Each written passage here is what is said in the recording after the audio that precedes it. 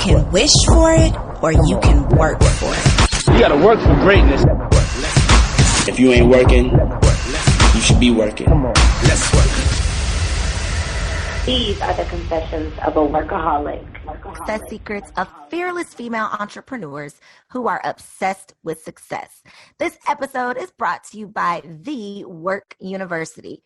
Work U is the online clubhouse that connects women of color to the resources that they need so they can stop living paycheck to paycheck and start living the life of their dreams. To get on the wait list for Work University, log on to workuniversity.com or check the show notes for the link.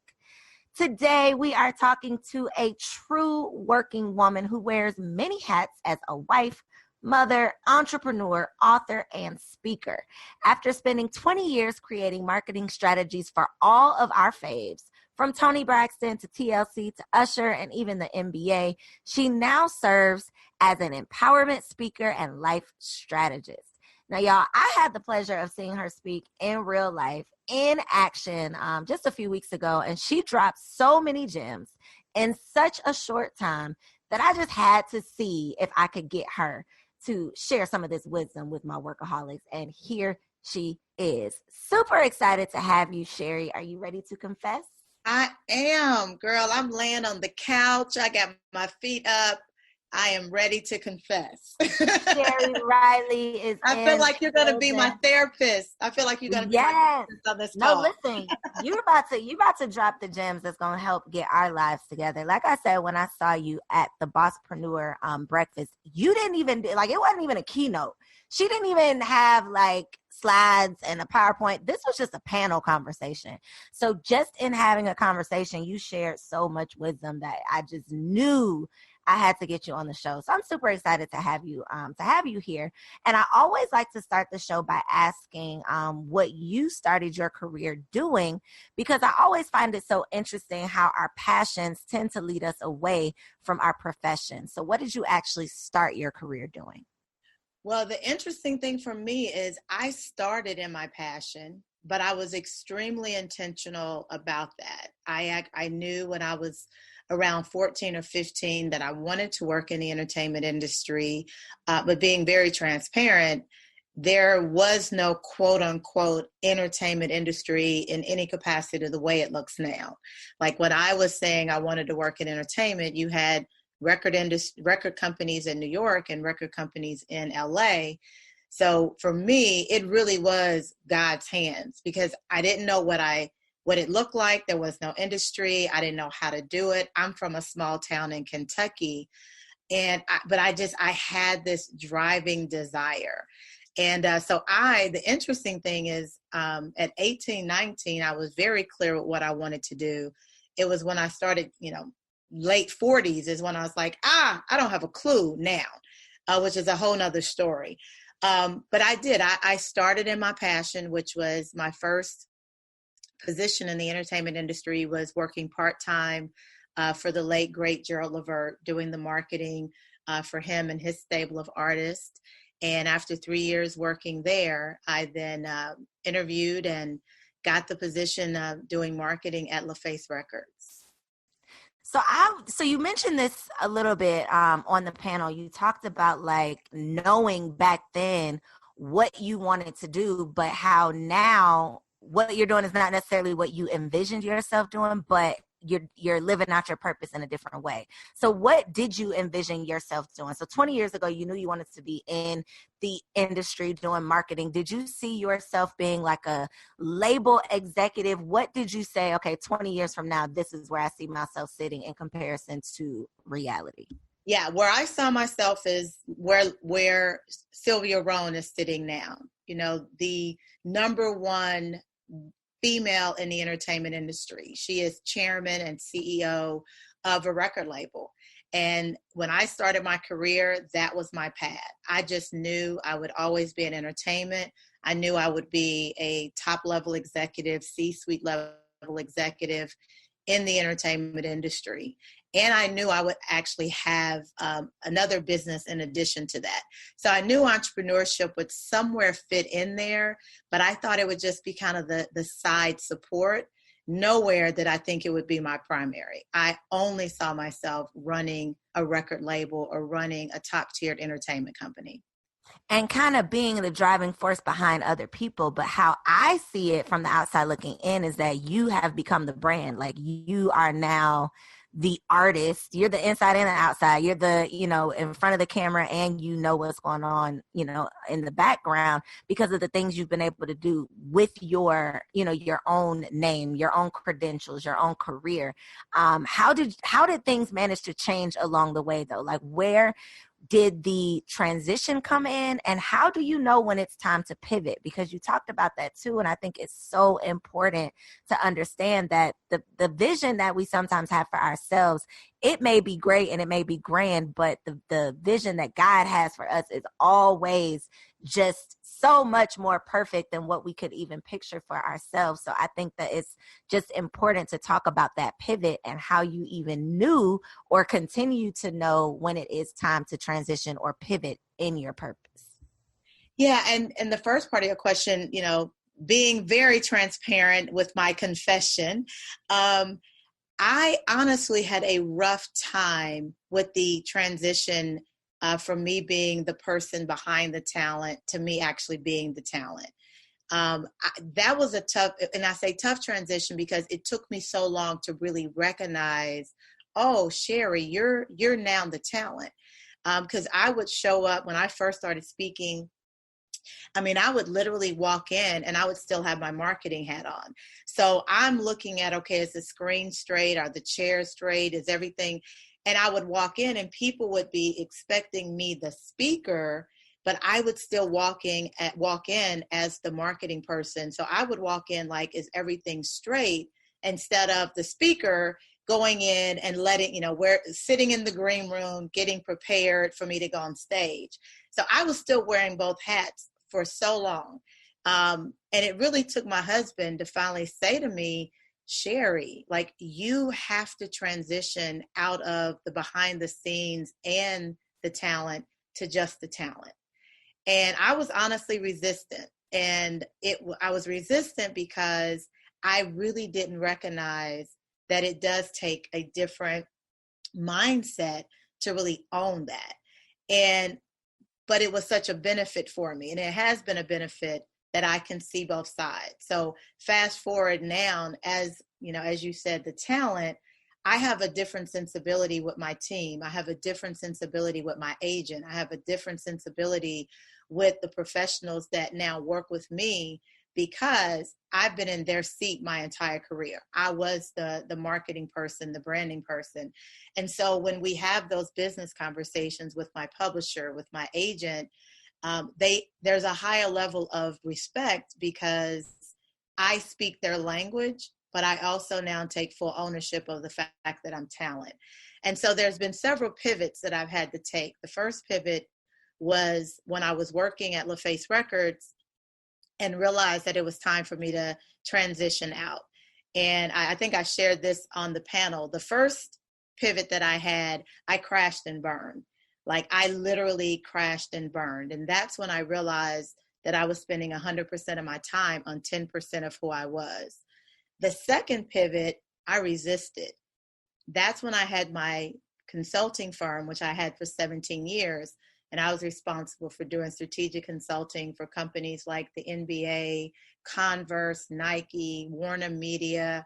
And I had these amazing clients and this major brand equity in my company. And so for me, what I envisioned was, hey, I can still do the traditional side, the marketing and the consulting, but I can also, me personally, be the speaker and work on personal development and professional growth. That's the vision I had for me. It took 3 years for God to finally get me to understand, no, you need to make a full pivot. And that transition took 3 years until I honestly got to the point where the desire and hunger for marketing completely drained out of me. Like, I got to a point where if I had to do one more presentation, I just was gonna, like, I couldn't do it. My mind wouldn't even function. And what I say is that I'm grateful to God that he finally, he drained everything from me so he could get my attention. And then this last pivot, so those were physical pivots, one from LaFace Records to entrepreneur. The second one was a shift in my business from consultant to full-time speaker and life strategist. And then the third pivot was perception and mindset. And that was the one where I just really had to take a hard look and say, Sheri, and I literally had this conversation with a client of mine this morning.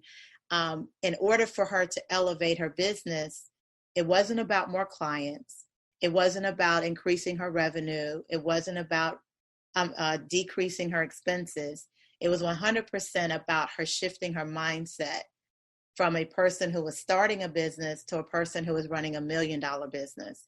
And that shift is the one I don't think people really talk about, is we focus on what do we need to do externally in growing the business, but we also have to be very intentional about what is the perception and mindset shift that we have to have internally so that we can show up at the level that we've worked so hard to achieve. And I'm going to say this as I throw it back to you. What I said to her today, and this is what I continue to say to myself from sharing this nugget with her, is that we can't allow what we have worked so hard to achieve for us to then rob us of walking in the fullness of that. So we work so hard to achieve this elevated reality for our businesses, but then we aren't intentional in making sure that our mindset elevates to that same level in how we show up. So if there was one belief that you can say, you can pinpoint, like I had to let go of that one thing. For example, on one of my episodes, I literally talked to a woman who said she did not make her first $1 million until she forgave her father. Like she had daddy issues, and when she got through it, that was like what unlocked the treasure chest. Can you pinpoint, and it doesn't have to be anything that deep, but it might just be a limiting belief around, I don't know, saving money or investing money or making money or something that you had to get over mindset wise that literally was like the key to unlocking the next phase of life that you can share? Yes, and yes. Mine was coming up in the music industry, coming up in the entertainment industry, and working with so many people that were just ego driven. Even when they weren't quote unquote successful, they had this massive ego. And so for me, the mindset shift that I had to change, the stronghold I had to let go of in order to really reach that next level of success, was I had to let go of the idea that for me to walk in the fullness of my success, I would be that arrogant person that I'd come across so early in my career.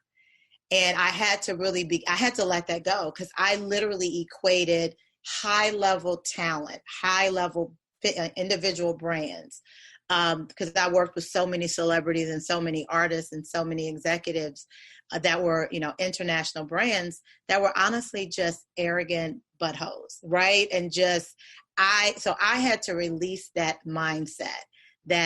So what I would do is I would kind of minimize my place in the room, because I didn't want anyone to think that I was that arrogant talent, or I would minimize my voice in the room because I didn't want you to think I was that arrogant talent.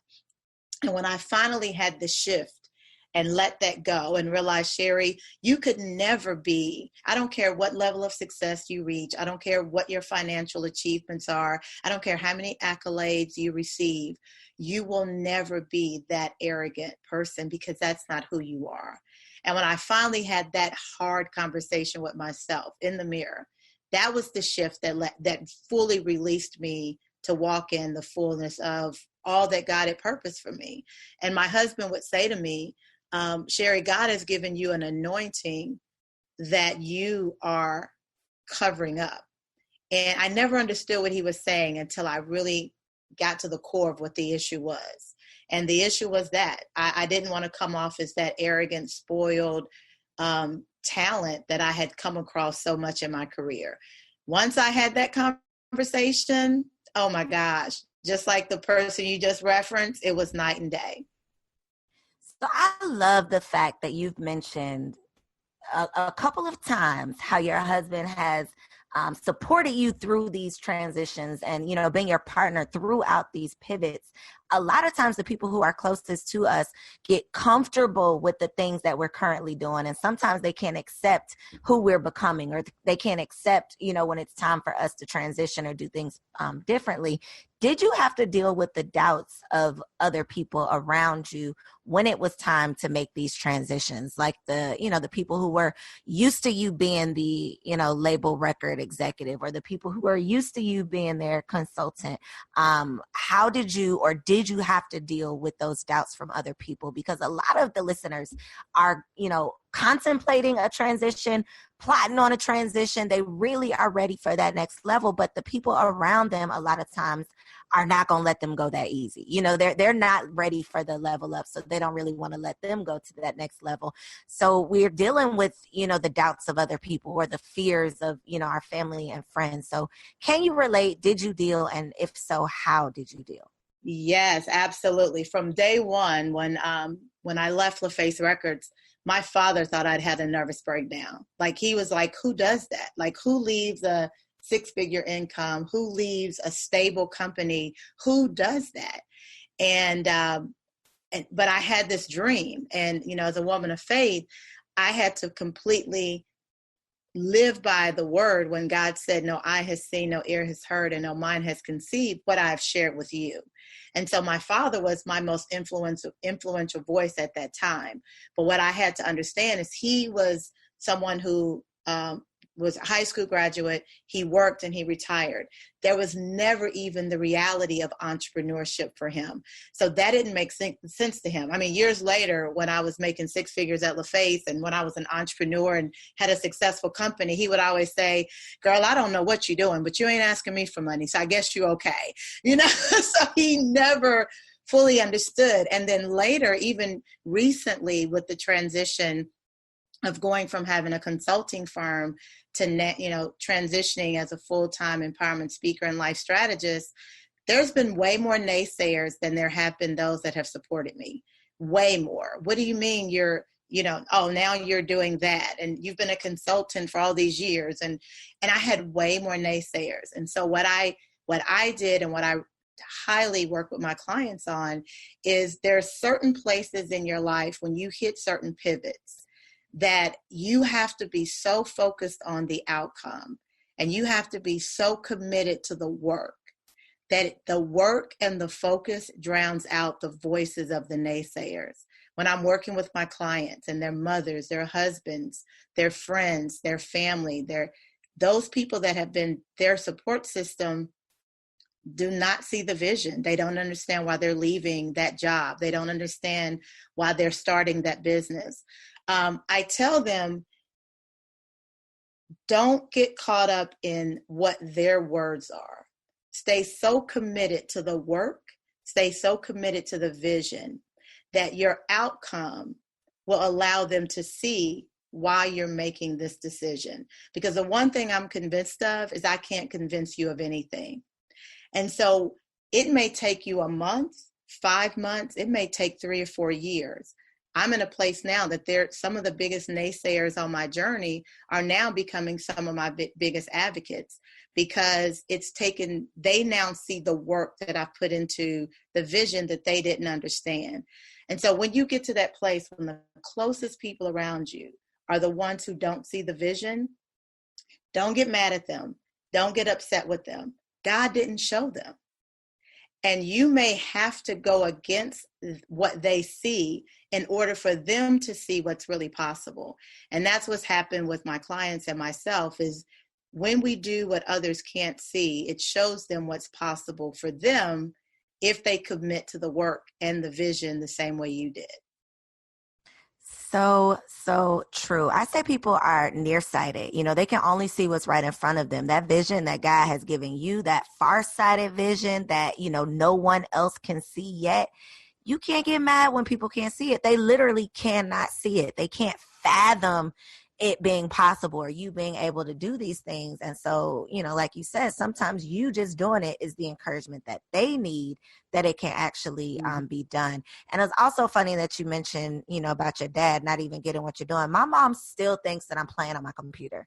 It's not until, I'm like, Mom, look, here's Essence, here's this, here's that. And she's like, oh, okay, you really doing something. Like that, you and that computer, you really got something going on over there. I'm like, okay. You don't get it, but they literally don't get it. It's not even within their their reference point. Like they can't even see it being possible. So we are proof, us walking in it.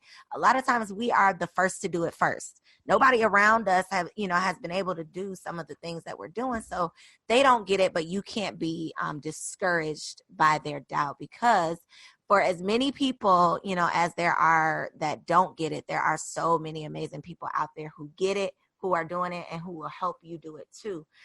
Which brings me to my next question, because at this event that you spoke at the Bosspreneur Breakfast, you were on a panel alongside Patrice C. Washington, who was my very first podcast guest ever, Sharia Jackson, who is the first person to put me in Essence magazine, Becky Davis, who I recently had on the show, and Doreen Rainey, who I got to get on the show. I'm just throwing that one in there. But the world is so small, right? And Atlanta is even smaller. And it seems like everybody knows everybody. So with that in mind, I have two questions. The first one, how important is it to operate in integrity and to just do people right when it comes to maintaining your reputation, having these relationships, lasting relationships, and building your career? It's been everything for me. My entire career has been built on integrity. I'm a small town girl from Kentucky. So that's all I know. All I know is, as my dad taught me, be a woman of your word. Sheri, you can go further in life with your word than you'll ever be able to go with money. He would tell me, even down to my credit, he would say, baby, you can buy anything you want as long as you got your word. And when I graduated from college, I literally walked into a car dealership with a letter that said I had gotten a job and what my salary was, and walked off the lot with a brand new Toyota Tercel, which was the living evidence of what my father said when he said, if you have a good word, if your word is good, you can do anything you want in life. And so me coming into the entertainment industry and being an industry where being a person of integrity is not the norm. It's not celebrated. I was looked at as that being a weakness. And so what I used to say all the time is, I'll never play the game, but I'm going to learn the game, because you have to learn and be discerning of the tricks, but you don't ever have to play, and you don't ever have to be a part of non-integral business. But here's the key. If you take the road of integrity, you have to understand it is going to be a hard road to take, because if it was easy, everyone would do it. More people would do it. The decisions we make when no one's listening or no one's watching, that's where character is built. And so for me, integrity has been everything. There were so many opportunities early in my career that I could have made a lot of money, but I would have lost the value in my name. And people knew I had that decision. And when they saw that I walked away from the money because of the integrity, it didn't make sense at that time to many people, because they're like, oh my God, Sheri, you walked away from 6-7 figures. Yeah, but the cost of that money wasn't worth it. But 25 years later, that's exactly why I have the career success that I have. And it's so many people that have come to me that have done business with me, and they say, girl, you know what? I don't really know everything you do. I just know you are a woman of your word and you will get it done. Or, like right now, I have a new client. I'm serving as their life strategist. And the reason I was recommended to work with this client was 100% based on my integrity. They're like, Sheri, in 25 years, there has never been a negative word spoken about you and the level of the integrity that you bring. And so the one thing I want to offer the listeners is, that doesn't come happenstance. You have to have the intention that I will always show up with integrity. And that doesn't just mean stealing, not stealing, lying, not lying. It also means how you treat people. When you treat the receptionist the same way you treat the CEO, that's integrity. When you treat the person who parks your car the same way as you treat the person who owns the restaurant, that is integrity. And so I tell people all the time, integrity is not just will you lie and not lie. Integrity is how you show up, how you treat people, how you take and hold on to information that's been shared with you. Can people trust you that when there's information that shouldn't be public, that you'll keep it private? And now with social media, can they trust that you won't post things that may not be positive for them, that may be something positive for you at the expense of someone else? Everything shouldn't be posted when you filter through a lens of integrity. So it's been everything. And I think it's one of the qualities that we have to be even more intentional about in this new age, going into social media, going into the abundance of information, just going into this digital age. There's a higher level of integrity that we all need to be intentional about.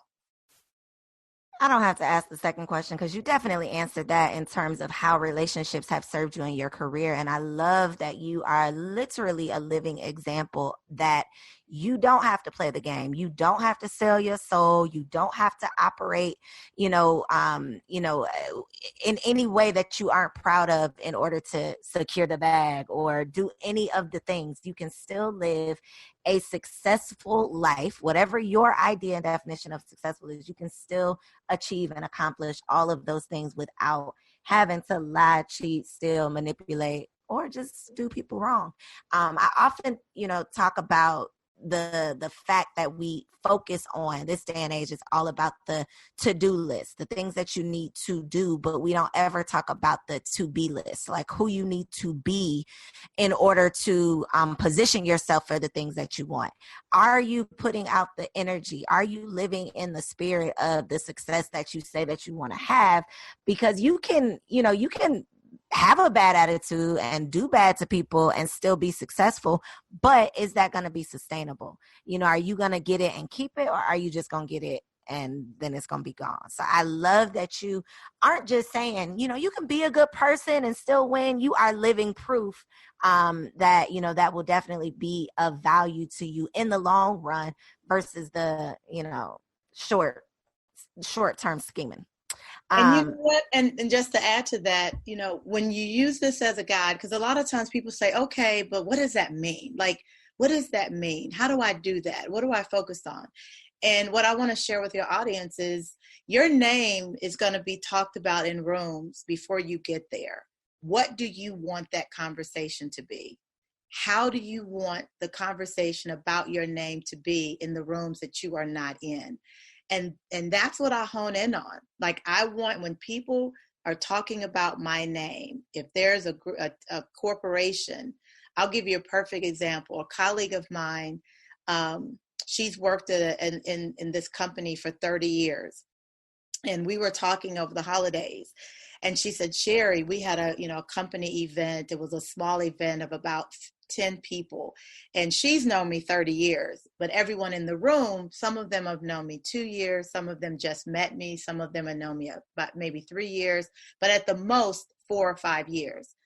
And so she's in this room. She doesn't know that I know any of them. They don't know that her and I have known each other 30 years.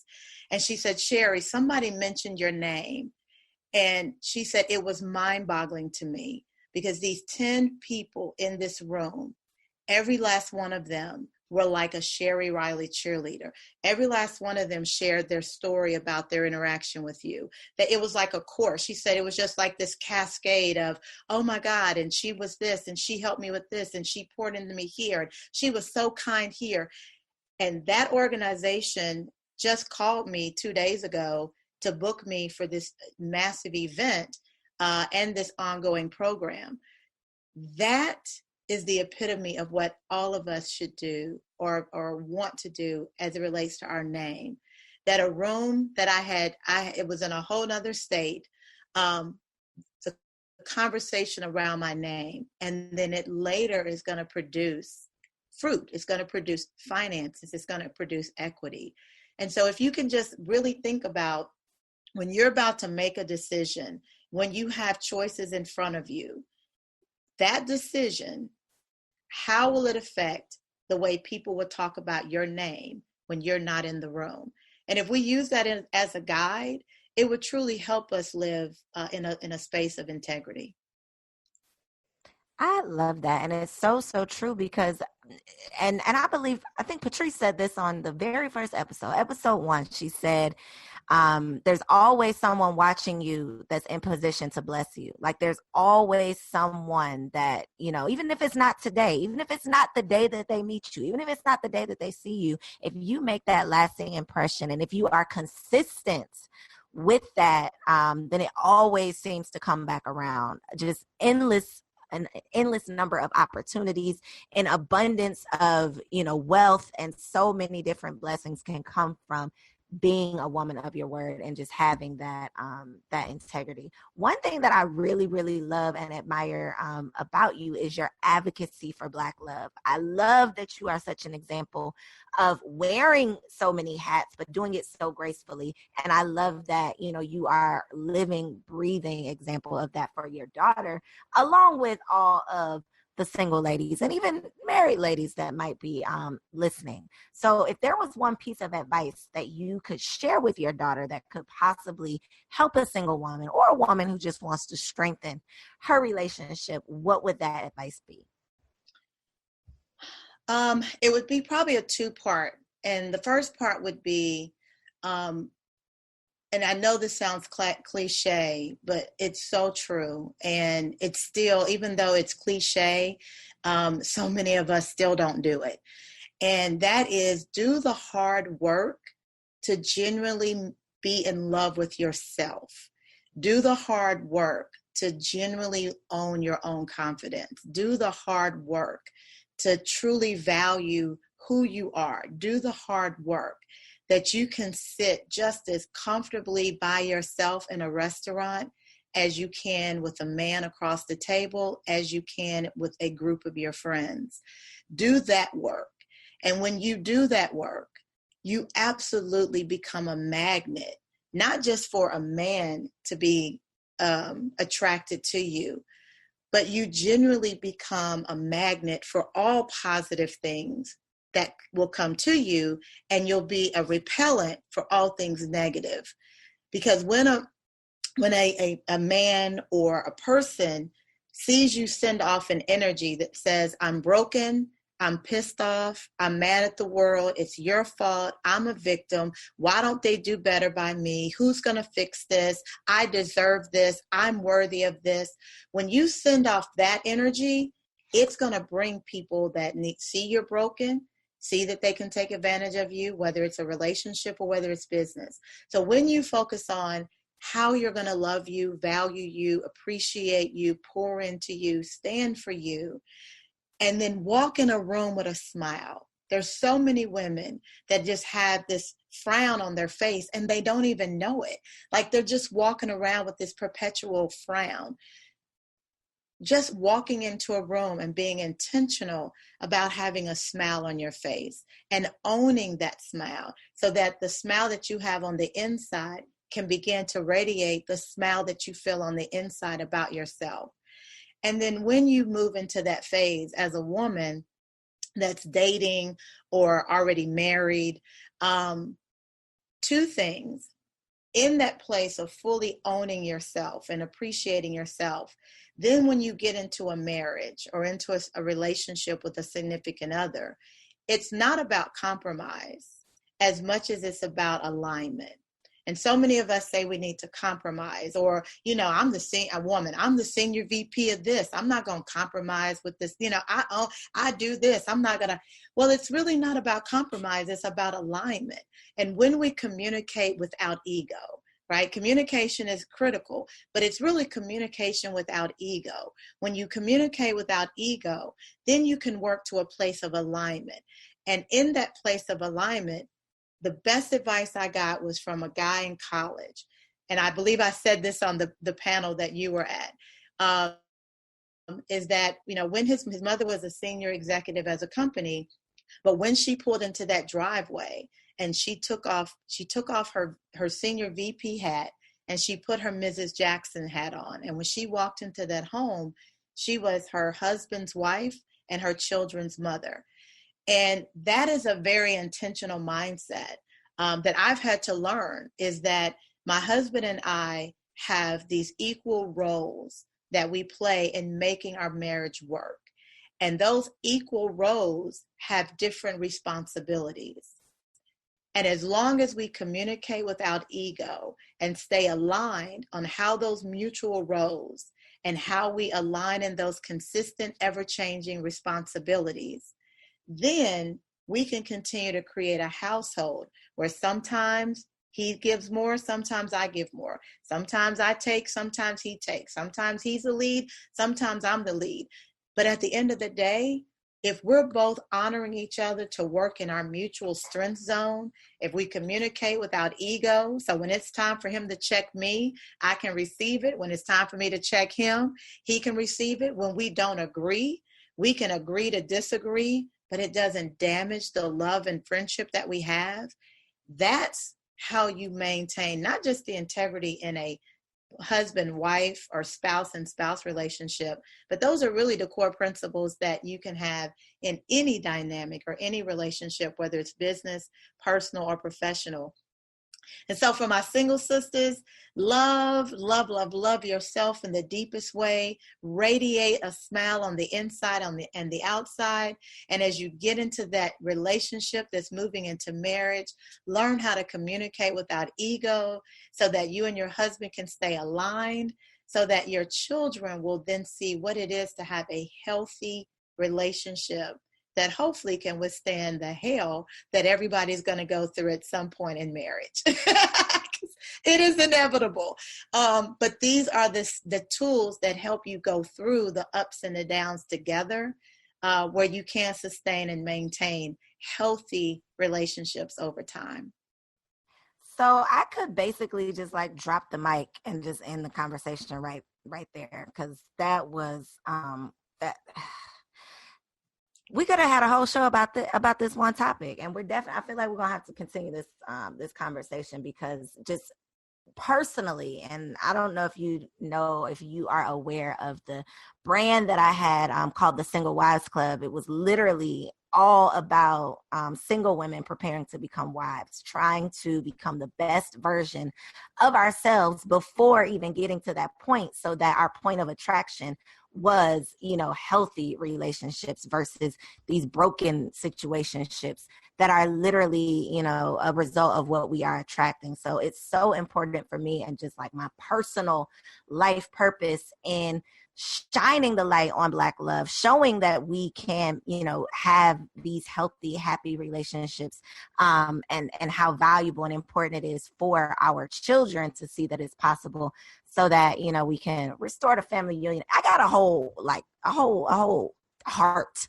for this. So we're definitely gonna have to continue this conversation, but I definitely have to ask you about your book, Exponential Living, because it is on everyone's reading list. It's winning tons of awards. It's nominated for an NAACP award. Tell us about this concept. You already mentioned it, of spending 100% of your time on 10% of who you are, since I know that is the premise of the book. So talk to us about exponential living. Yes. So exponential living is a lifestyle of pursuing peace, choosing clarity, and living courageously. And what I discovered over my 25 years of working in the entertainment and sport industry and being a corporate executive is that so many of us knew how to go after the success, after the accolades, after the achievements. The challenge was, okay, now how do we live with it? how do we live with the success when our skill and talent takes us to levels of success that our character can't sustain? And what I uncovered is that many of us are pursuing financial freedom because we believe that financial freedom, that financial security will give us peace, or we're pursuing relationships, or we're pursuing titles because we believe if we reach these levels of success that then, now I've got the peace. And what people have discovered is that they're reaching these levels of success, they're having the relationships, they're making the money, and they're still miserable. They still don't have the peace. And so my book is how to pursue the peace first so that we can then truly enjoy all of the other things that life then allows us to receive. And so in pursuing peace and choosing clarity, which that's what peace brings. When we get to that place of peace, it allows us to get into that place of clarity. And when you bring peace and clarity together, you have the courage to do anything. And so in that place of exponential living, so many of us are just, like you said earlier, that to-do list. We're that gerbil. We're just constantly going, and we lose sight of what all the work is for. And so what my book does is really speaks to how do we live in that place of peace? How do we live in that place of clarity? How do we then use that to have the courage to create 100% lifestyle, to really be able to enjoy all the things that we want to achieve in our life, not just a great career, but also a good personal life, also a life of significance. And so the book is built around 9 principles. There's 9 principles that I have tried and true. It took over almost 20 years to write the book, 12 years of really concentrated effort of living these principles, because I didn't want it to be theory. I didn't want it to be research that I academically put it together. I really wanted to share the real life experience of what it is to have a lifestyle of exponential living. And so it is 9 principles, and my goal and what I've been told since the book came out is it really is a manual. It isn't a book, you can read it through, and many people do. But I get more than often, okay, girl, that book sits on the side of my bed because I got to read a little bit, put it into action, read a little bit more, put it into action. I love it. Tell us where we can get a copy of the book. And for everyone who is listening that wants to stay connected with you, please let them know where they can find you on social media as well. Yeah, so my website and Instagram and Twitter is SheriReily.com, or share at Sheri Reily, so SheriReiley. And then for LinkedIn, YouTube, and Facebook, it's SheriReily.com, and the DOTCOM is spelled out. And then my book, Exponential Living, Stop Spending 100% of Your Time on 10% of Who You Are, is available anywhere books, audiobooks, and ebooks are sold. This has been another game-changing episode of Confessions of a Workaholic, meant to empower and encourage you to get that ass to work. You already have everything you need to get everything you want if you're willing to do the work. I love you. See you next week.